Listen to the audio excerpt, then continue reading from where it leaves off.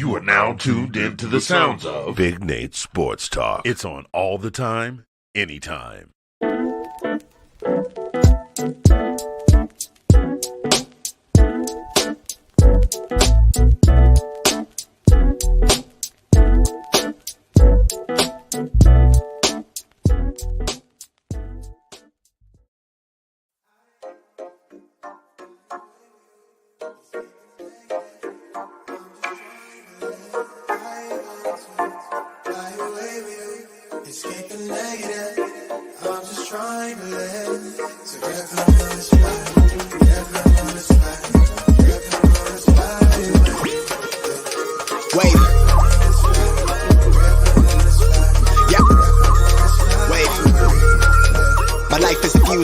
Bump on the bridge where the tide can't flow, snap vivid like the Nikon. Been cold with the vibe warm, keep it locked like the vice arm. They got her twisted like the coat arm, heart something froze like the snowstorm. Her tote bag match her throat charm. She from the land of the sand where they flex so subtle when her drink mint muddle. Left home and her man in the game that he played for the sand of the shade. She parades you to square in her shades. She like when you do that, niggas be deceptive. Yeah, I'm pretty restless. Long as the check is addressed to a resident. She self-heal therapy, she beat 10 on clearance, but she shopping for clarity. Reap what she sold for the dividend. Know what time is the medicine. Copping the wristwatch, Cartier with the bezel on her credit. The man in hers where it's due. I swear she's so sadistic. Defensive,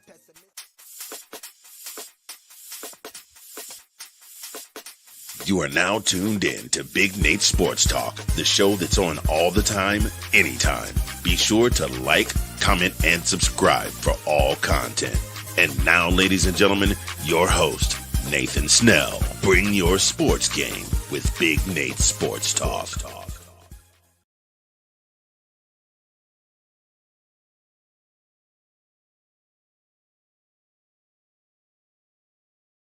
Well, first of all, listen, it's interesting about all these young guys today. They never call on us and say, hey, thanks for the kind word and telling me how great a player I am.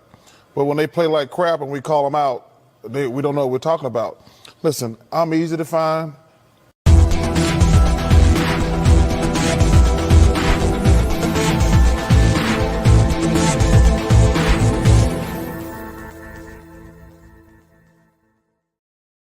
What is going on, ladies and gentlemen? I hope you're all doing well. I hope you're all having a great Wednesday.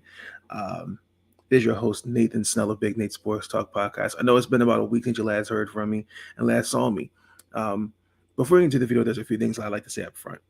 So all my ideas that I have planned, videos, I'm still going to get those out to y'all. I'm hopefully this weekend got a little bit more time. Just been focused with school and some other things outside of YouTube. Those things will be coming down the pipe soon. This is episode 22 of the podcast, season 11. We're going to kind of extend season 11 a little bit. We're probably going to get at least 6, maybe 7 more episodes before we go to season 12. The Maryland football. We play Wisconsin this weekend. I will get that out.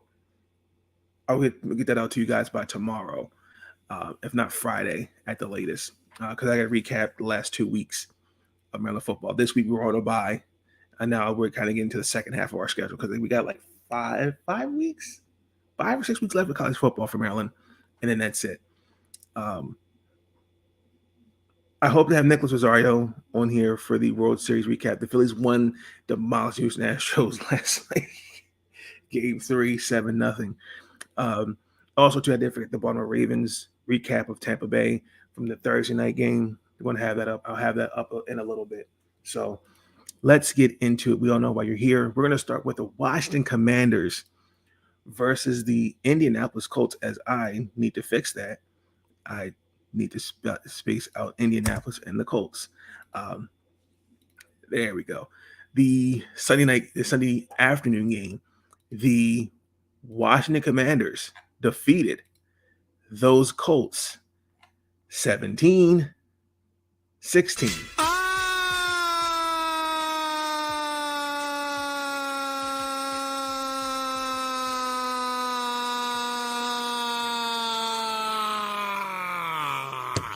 Woo!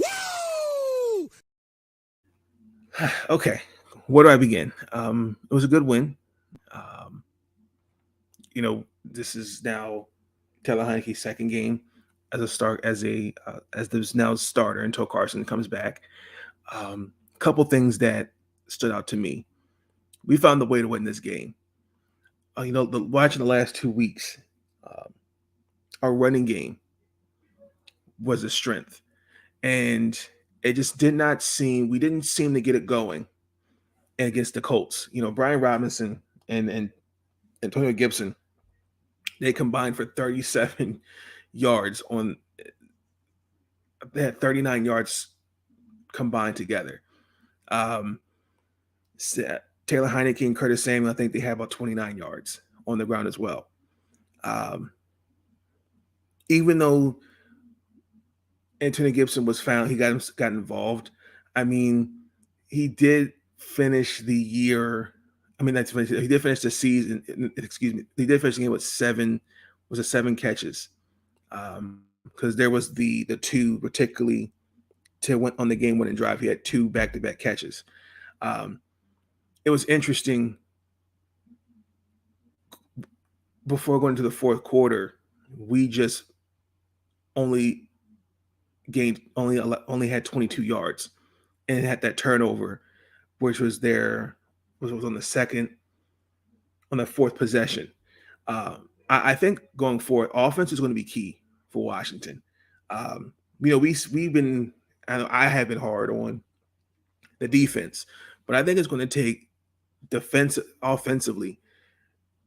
Guys have got to make plays and not do too much. I think that starts with Scott Turner, but also to think if everyone's been saying Taylor Heineke is a shot in the arm, it also starts with him because he did bounce back from that mistake. Because remember, it was the first play we were up 2. It was 9-7 in the fourth quarter. Taylor Heineke, for the most part, in the pocket, I was uncomfortable. There was the pass he threw over the middle, which Shaq Leonard intercepted, and that gave Indianapolis to take the 3-point lead with the Nyheim Hines touchdown.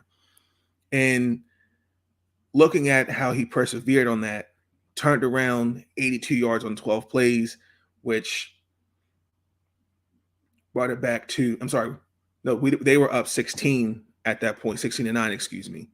And then 12 plays, 82 yards, Joey Slide field goal. So you see that he learned from the mistakes. The ability to extend plays, find open receivers. Like, I'm going to give Taylor Heineke his flowers. Like, he did the necessary things to win the game. I just think that it's going to take the offense to be consistent. Now, also, too, on the flip side of that, the defense, they forced 2 key turnovers. Because for 4 straight weeks, let's just be honest, those first 4 weeks, we're not that great as a defense creating turnovers. We were down 7-3, going late in the second and in the first half. Indianapolis was in the red zone. Sam Ellinger, literally, it looked like just like bees on just swarming him, and he fumbled the ball. Then there was in the third quarter, it was 7-6. Derek Force, he forced Jonathan Taylor to fumble the ball.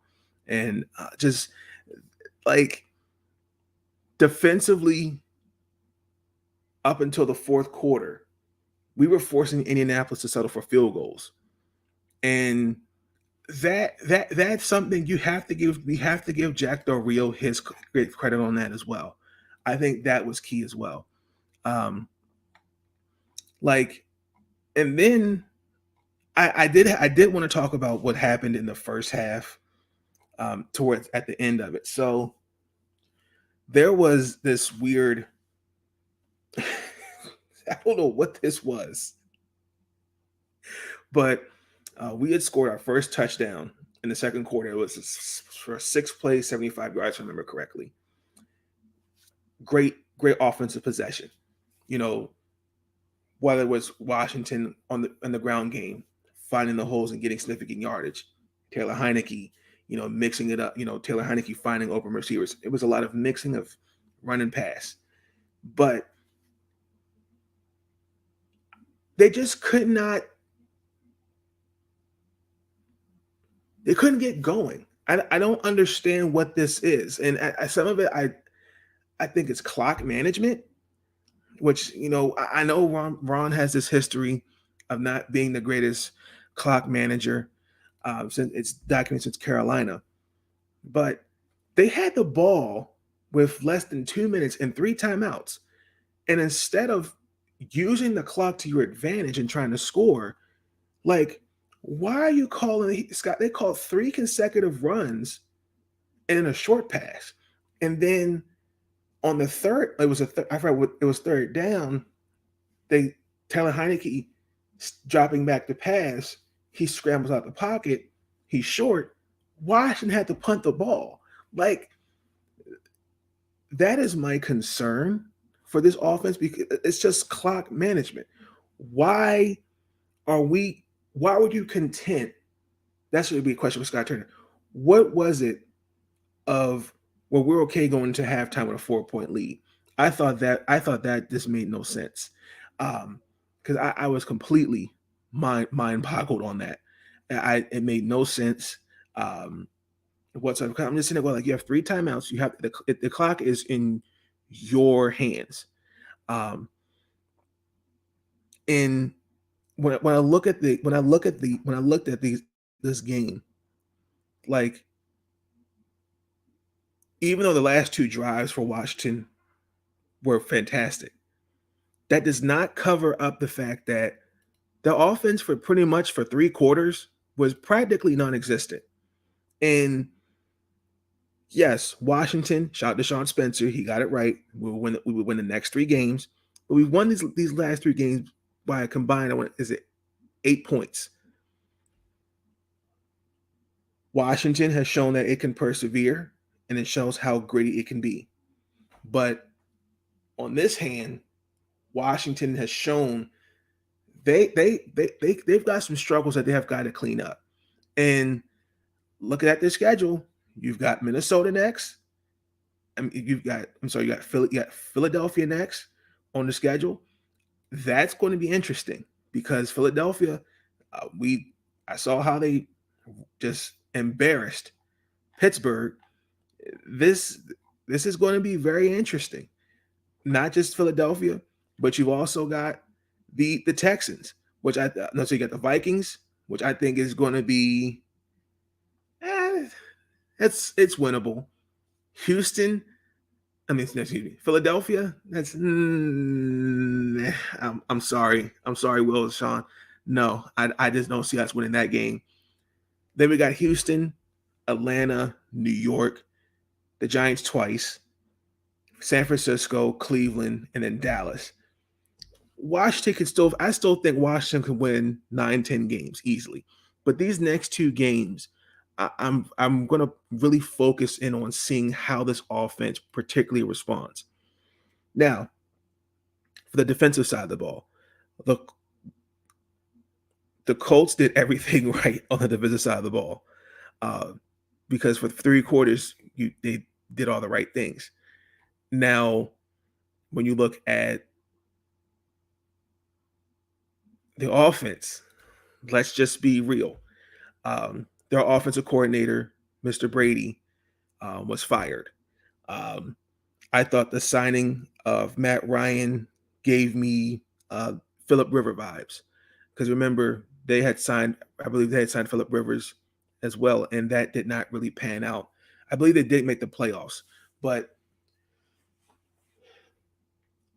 Matt Ryan was benched because then the offense was just not getting. The shoulder thing was an excuse. Sam Ehlinger came in there, and I thought for the most part he did well. I thought they had a chance to win the game, but Michael Pittman had dropped that critical pass. It was right in his hands, and he just dropped it. And that's a killer to me. But when I look at the defense for Washington, like Jack Del Rio and the defense is starting. These guys are starting to settle down now. When you look at Cam Curl, for example, what I think has been he's starting to stabilize secondary. And it's been totally different since he's come back from his injury in week 3. Bobby McCain, great safety. Brandon St. Just, who's been staying healthy. Kendall Fuller, more. There's more. I'm just looking at this defense, and I'm just seeing there's just more guys are brought in. Guys are like starting to bring into it. And again, as I stated, your front four, they should be setting the tone for the defense, like the Cleveland Browns, for example. Their front four with Payne.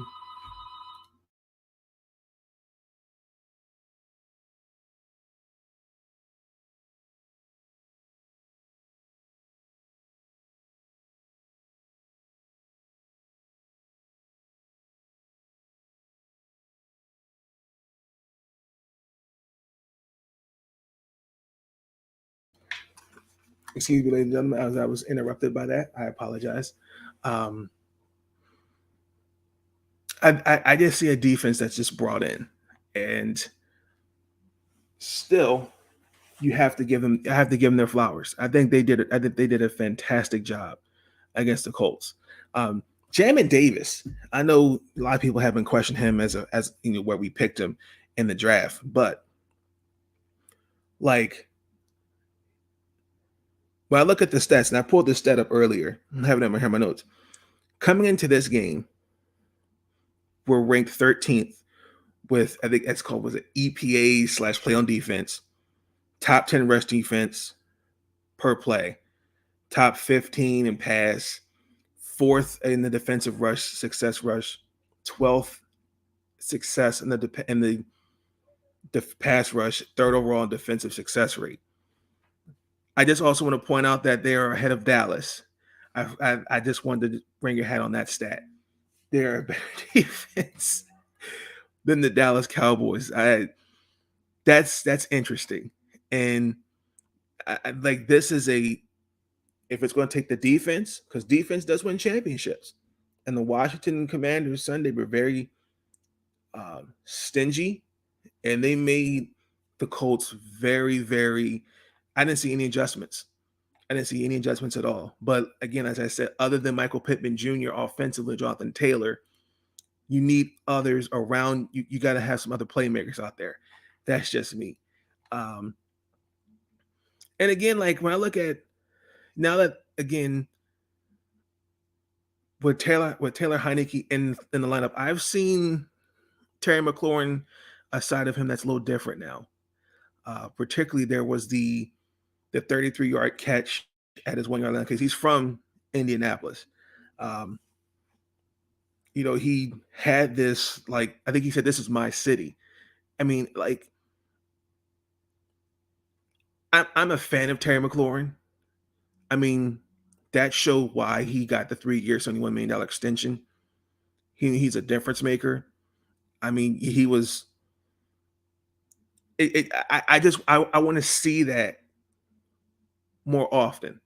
I don't know. Maybe he and Carson just didn't get on the same page, and I'm hoping when Carson comes back that can carry over. And he should be the focal point of the offense, then Curtis Samuel, then the run game, because when you have a focal point, it opens up everything else. And like, even though there's no consistency right now at quarterback, he's still producing at a high level. And I really am happy to see that. But there's some things we need to clean up before we get to Philadelphia. One of them, big plays. We have got to fix this because they and I said this with the Ravens. This is where you become your own worst enemy. There was the first. I'll use an example where there was the Jonathan Taylor. It was a 3rd and 2. It was in the first quarter, for example. It was a 27, 28-yard gain. And even though we kept him out the end zone, great. Got to get off the field. Mistake number 1. Number 2, there was the Paris Campbell pass where he got behind. I believe it was in the 3rd quarter, behind our secondary. It's a 38-yard pass. Took the lead with a field goal. And then there was I thought was the game where it was a pass interference on Wild Goose. I think that's his name. Yes, at the 6. It was a 30-yard field gain for Indianapolis. Scored, and that gave them the 9-point lead. Now, you got Minnesota and you got Philly. Like, you've got to fix these problems because you got a Justin Jefferson from Minnesota, Dalvin Cook. Now you got TJ Hawkinson, Adam Thielen. You cannot let that happen. And then in Philadelphia, Jalen Hurts has Devontae Smith. We just saw AJ Brown go off for over what, like 130 something yards and 3 touchdowns against Pittsburgh. Like, these are that giving up the big plays. That's something we have to continue to fix. And then also too, like, even when we had a good game against we had a good game against Indianapolis, this doesn't take away the problems that Washington still on both sides of the ball still have to clean up. Washington at time has still shown it can be inconsistent, and they have to make the necessary adjustments if we're going to be a playoff team. I still think Washington will make the playoffs, but we're finding ways to win games, but they've been ugly. I'd say the really only truly good win was Green Bay.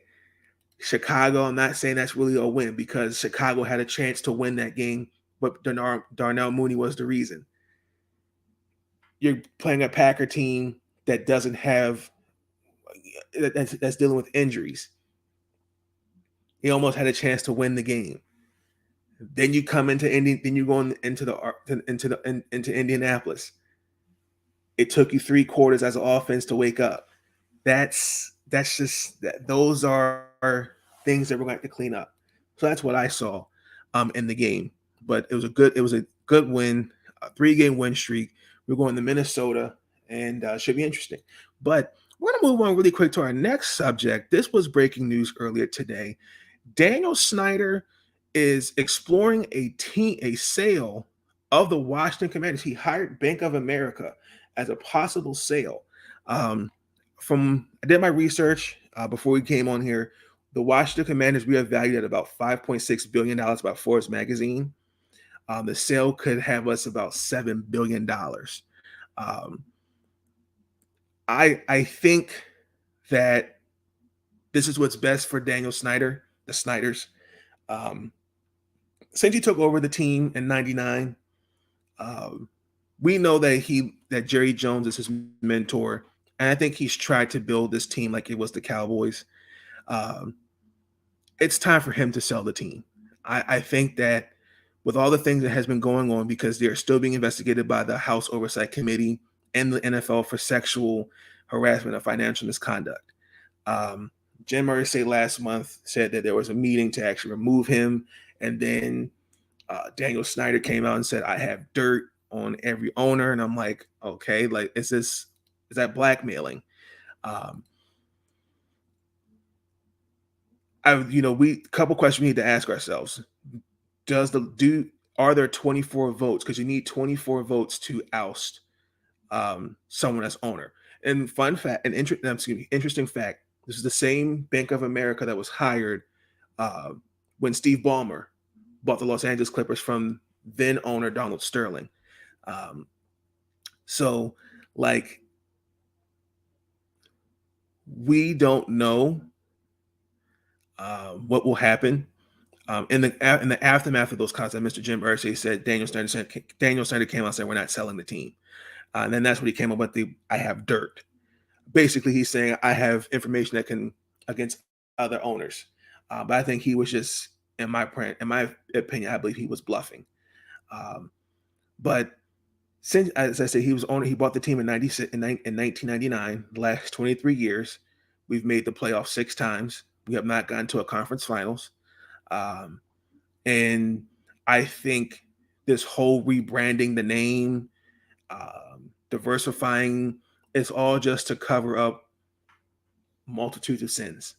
And I would like to see some local DMV businessmen, businesswomen look into getting, whether it's a minority or minor stake, we don't know yet. But I think this would be good for him. I think this would be good for Daniel Snyder. But I think this is also good for the Washington Commanders because this closes it. This will close a chapter, and this will start a new chapter for the city and for the team, because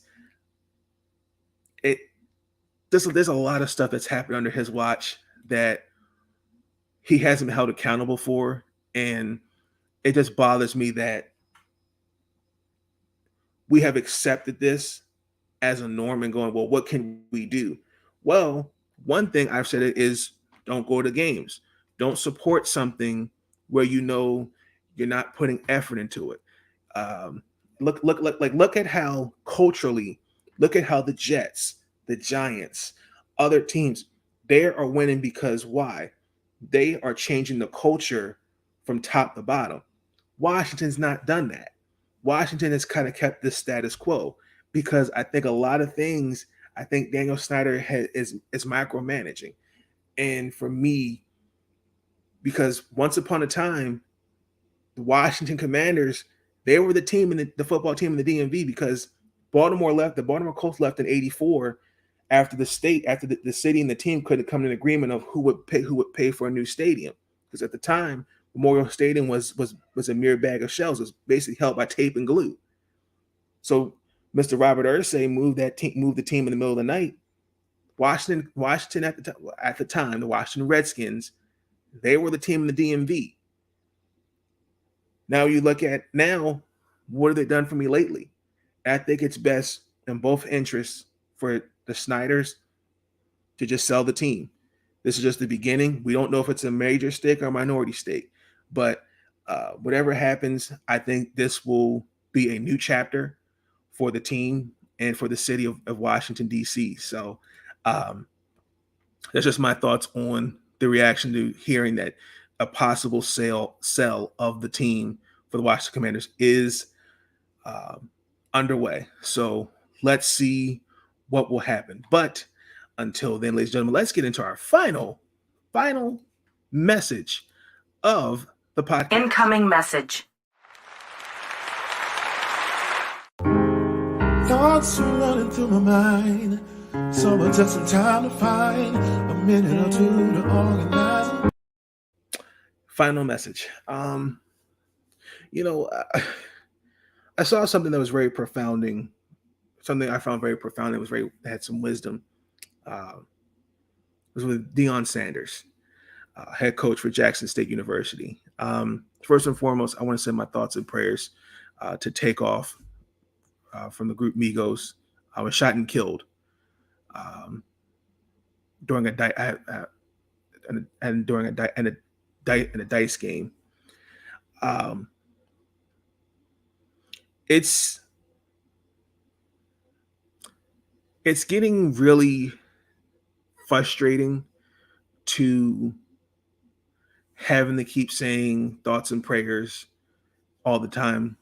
At some point we have to look at ourselves and saying, what do we have to do? What do I have to do to be a better person? Like, some things are just not worth it.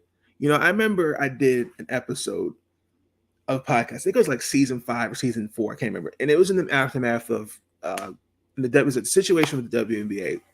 At the time, Courtney Williams was involved in a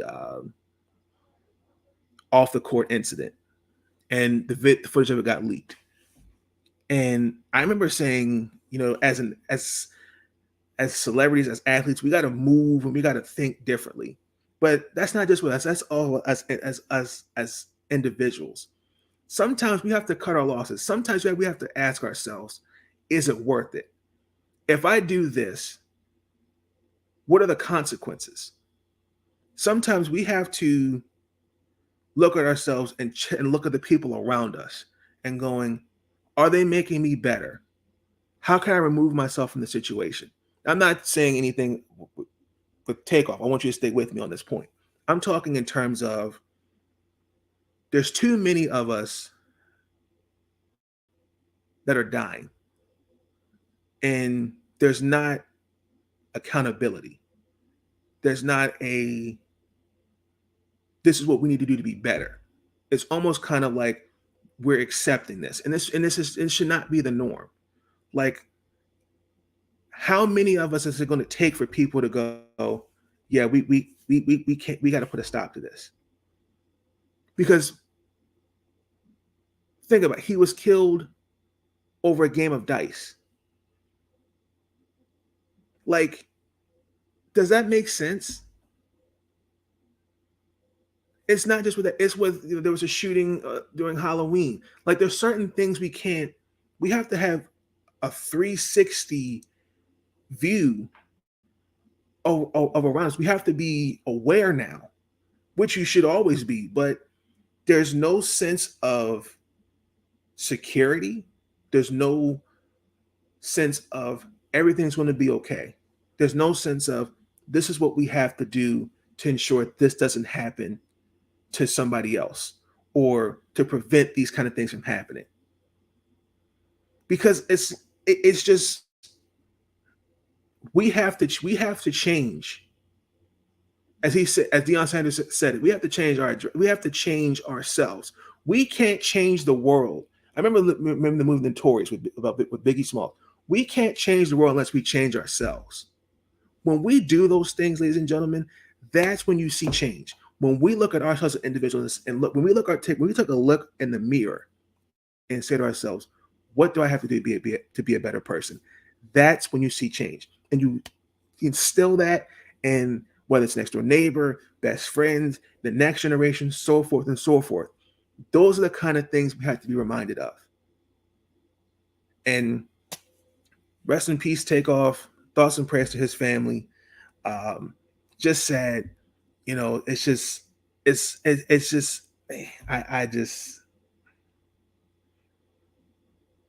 I pray for better days. I pray that we get back as a global community, we get back to loving one another, because that's something that is needed. We need love.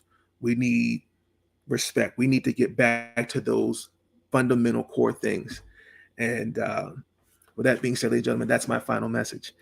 Be tuned in for future episodes. I got another video coming out for y'all in just a couple minutes with the Baltimore Ravens versus Mr. Dimple, a recap of the Tampa Bay Buccaneers and the Baltimore Ravens Thursday night football game. I'm going to also do a video later in the evening. We're going to recap the NFL trade deadline as well. So until then, please like, comment, subscribe. Thank you for tuning in for those that took the time and took a listen to the podcast. But until then, please like, comment, subscribe. I will catch you guys on the flip side. Enjoy the rest of your Wednesday. I'll see you in a few minutes. Peace. Stay up.